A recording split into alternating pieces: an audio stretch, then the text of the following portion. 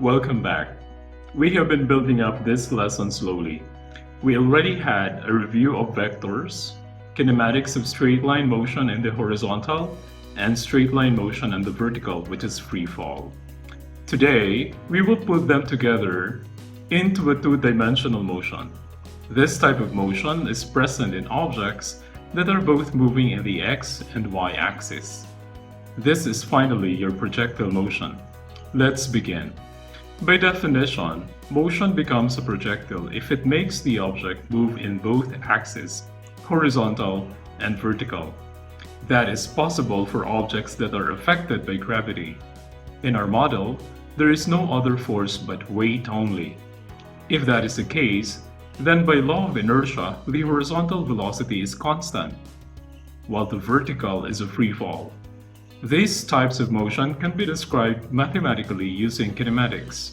For vertical, just use your free fall formulas. If you can't remember what these are, please relearn the previous video on free fall. For the horizontal, the acceleration is zero because the velocity is uniform. Meaning to say, we don't have these two equations for the horizontal because acceleration there is zero. Look, this is 0, so that one is 0. This one is 0, so this one too is also 0. While here, this term is 0. We are left with this then. If we make that horizontal, it becomes distance in the x equals velocity in the x multiplied by time. Okay, this is describing it mathematically. How does it look like having a uniform horizontal velocity and constant acceleration in the vertical? The path is curved downward because of gravity, and it moves in the horizontal as well. The path will look like a parabola. Let's explore these scenarios. The object has to be projected at an angle, like this one. Its velocity is that orange vector that is angled up. Or this one. The velocity vector is that orange arrow angled downward. Or it can also be this one, completely horizontal in the beginning. Let's zoom in on these initial velocities. Remember that when the velocity is illustrated that way, you can simplify it using the vector components, meaning to say, from that given velocity, get the horizontal velocity and vertical velocity at that point. The first one has a positive vertical component of velocity. The green arrow is upward. The horizontal is also positive. The second has a negative vertical component of velocity. The green arrow is downward. The horizontal is positive.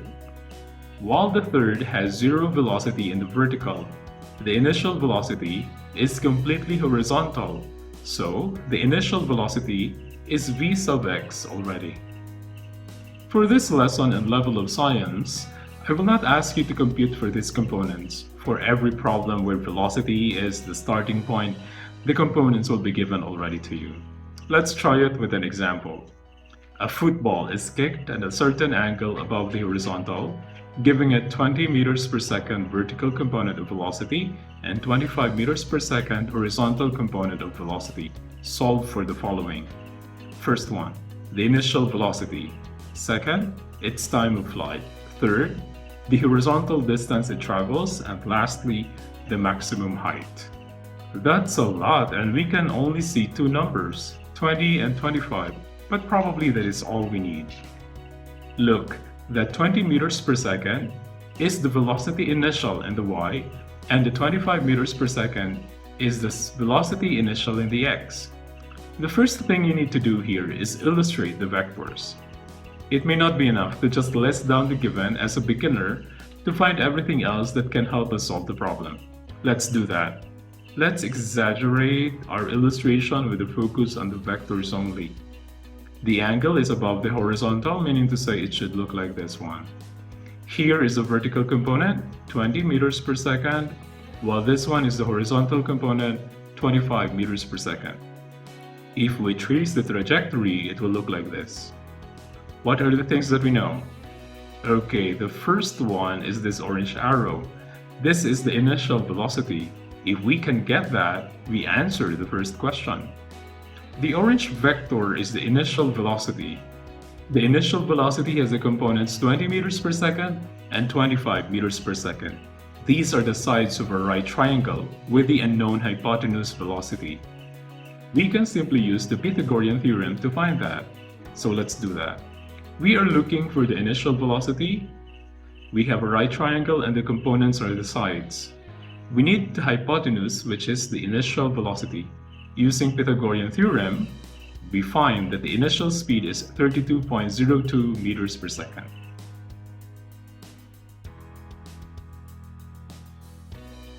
Okay, what else are we looking for? We need the time of flight. That is the time from this point to that point.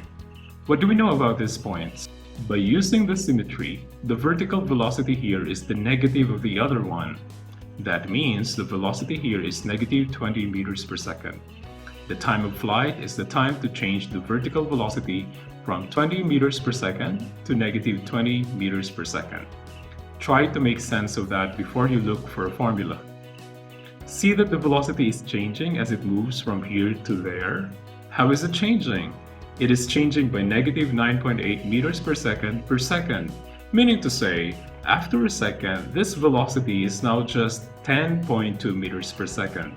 On the next second, it is just 0.4 meters per second. On the next, negative 9.4 meters per second. And the next, it is negative 19.2 meters per second. That is already very close to the final velocity here. So at some point, we are looking at 4 something seconds. Let's do that accurately. Okay, given initial vertical velocity, 20 meters per second, final vertical velocity, negative 20 meters per second, acceleration due to gravity, negative 9.8 meters per second, find the time. Pull out your equations, focus on the free fall ones because these quantities are in the vertical. I'll give you 5 seconds to find the right one. Okay, did you pick this one too? Wonderful. Let's solve it.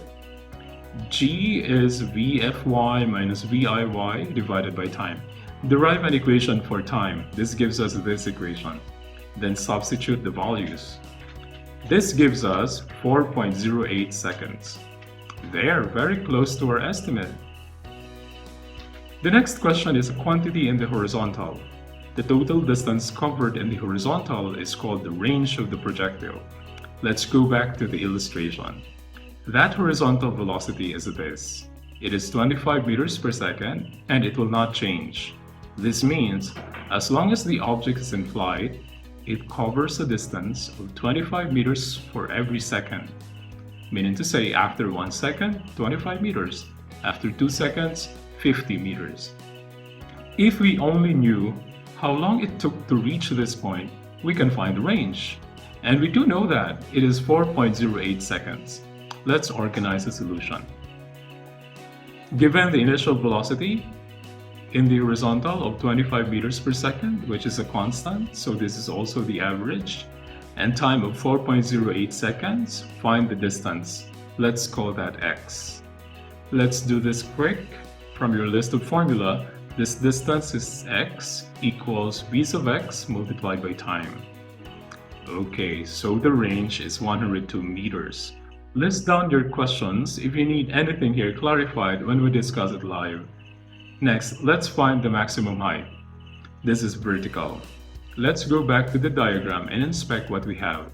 That maximum height is here. What do we know about this point? The vertical velocity here is 0. Using symmetry, the time here is half of the flight time. We have plenty to work with, so let's list them down. Given the initial vertical velocity of 20 meters per second, final vertical velocity of 0, acceleration due to gravity of negative 9.8 meters per second, and time of 2.04 seconds, find the y maximum. Okay, 5 seconds. Try to figure out which equation can you use.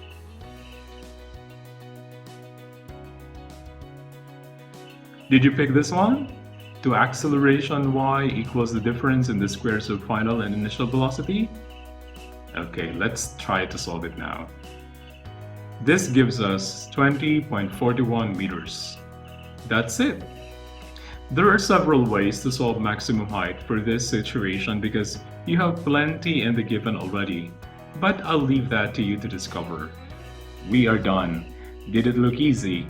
Well, it should be easy. We were slowly building it up until this point. You had been wise if you used the slow pace as a marathon to catch up on the kinematics and algebra. But it is okay, you can still practice on kinematics as you solve projectile motion. Why don't you give it a try and see how it goes?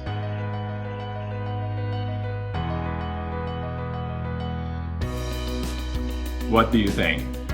Let me know by showing your solution.